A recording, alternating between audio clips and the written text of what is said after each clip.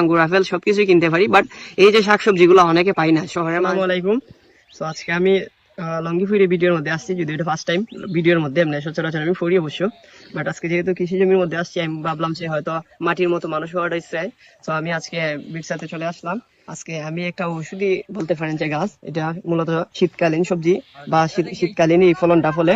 এই যে কাছে আসো, এটাকে আমরা মূলত যে আঞ্চলিক ভাষায় বলি যে ভুট্টা শাক, এটার হ্যাঁ দেতু শাক বলে। এটার অনেক উপকারিতা আছে।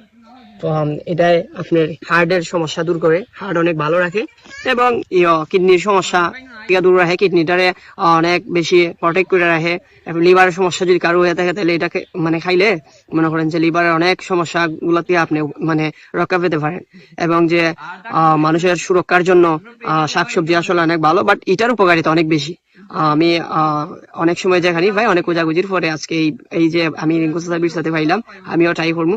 তো এটা আমি মাঝে মধ্যেই নেই, এটার উপকারিতা অনেক বেশি। আমরা আসলে বাজার থেকে আঙ্গুর আপেল সবকিছুই কিনতে পারি, বাট এই যে শাকসবজিগুলো অনেকে পাই না। শহরের মানুষ তো এইগুলোর ধারে কাছে নেই, বাট যদিও তারা এইগুলা ইচ্ছা করে খাইতো, বাট পায় না।